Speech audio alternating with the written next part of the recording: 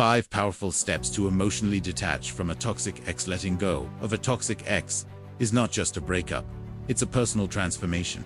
It's grieving someone who made you feel alive while slowly poisoning your peace. It's healing from wounds no one could see, but that you felt in your body, in your sleep, in your soul. It's mourning not just the person, but the future you imagined, the memories you built, and the pieces of yourself you gave away, sometimes just to feel loved for a moment longer. If you're stuck in that space somewhere between knowing you deserve better and still aching for what you lost, this message is for you. Detaching from a toxic ex isn't easy, but it is possible, and it happens through these 5 powerful, life-changing steps. Step 1. Accept the truth over the illusion. The first step, and maybe the hardest, is to see the relationship for what it really was, not what you hoped it would become. You see, when we're in love, especially with someone who knows how to manipulate emotions, our brains cling to potential, not patterns. You remember the laughs, the way they looked at you like you were everything, the passionate nights, the apologies. That sounded sincere, even if nothing ever changed. But behind those moments was a cycle. Love, devalue, discard, repeat. And it wasn't just inconsistency, it was emotional warfare, disguised as affection. You need to remind yourself, again and again, the good times were real, yes, but so was the pain. And if someone can give you love sometimes but hurt you most of the time, it's not love, it's control, it's confusion, it's trauma bonding. And the sooner you stop justifying their behavior and start accepting the harm they caused, the sooner you begin to free yourself. Step 2. Cut all contact fully, finally, and without guilt. No contact is not revenge. It's self-rescue. Cannot detox from someone who is emotional poison while still sipping from the cup.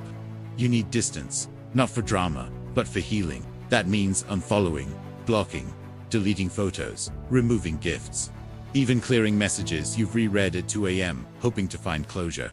Because every tiny digital string still ties your heart to theirs. And here's the truth.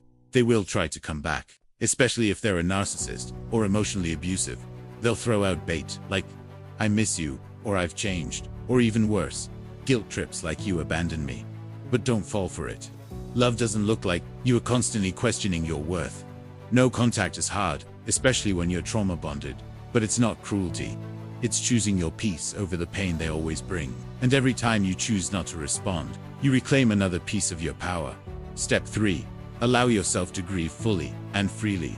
Most people try to skip this part. We try to stay busy, to distract ourselves, to fake strength. But real strength, it's crying in your room when the silence gets loud. It's admitting, yes, I miss them. It's being honest that you're still checking your phone, still hearing their voice in your head, still struggling to let go, and choosing healing anyway. Cry, journal, scream into a pillow if you need to. Don't bottle up your heartbreak. What we bury, we carry. The only way to move forward is to go through it. Mourn the dreams, the what-ifs, and even the illusion of who they pretended to be. Because you deserve to feel it all. Not just the pain they caused, but the pain of letting them go. And in that grief, a deeper part of you starts to rise. You start to remember that you are more than what they made you believe. Step 4. Rebuild yourself. Brick by brick, when you were in that relationship, you probably made yourself smaller, maybe even invisible, just to keep the peace. Maybe you changed the way you dressed, the way you spoke, the way you laughed, just to avoid criticism or rejection. Toxic love is like slow erosion. You don't realize how much of yourself you've lost until it's too late. But now it's time to rebuild. Who were you before they made you question your worth? What made you feel alive before you got used to surviving? Go back to the things you gave up. Reclaim your voice. Travel, dance, create. Reconnect with friends you pushed away. You don't need a full makeover. You need a reawakening. You are still in there, underneath the pain. And every step you take toward rediscovering yourself is a step away from the false identity they tried to trap you in. Step 5. Create a space that nurtures your healing, not your hurt. Healing doesn't happen in chaos. It needs safety, silence, and soul work. That means your environment has to shift.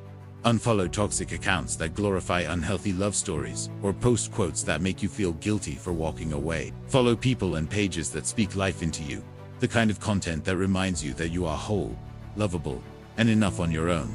Create rituals. Start your day with gratitude or prayer. Light a candle each night. Set boundaries. that protect your peace like it's sacred. Because it is. Surround yourself with people who love gently, who don't make you question your reality. Healing is not a switch, it's a series of slow, soft choices. And even if you slip, even if you cry over them again, even if a song takes you back, you are still moving forward, you are still healing, you are still choosing yourself. Final words. This journey won't be easy. You'll have moments of weakness, doubt, longing.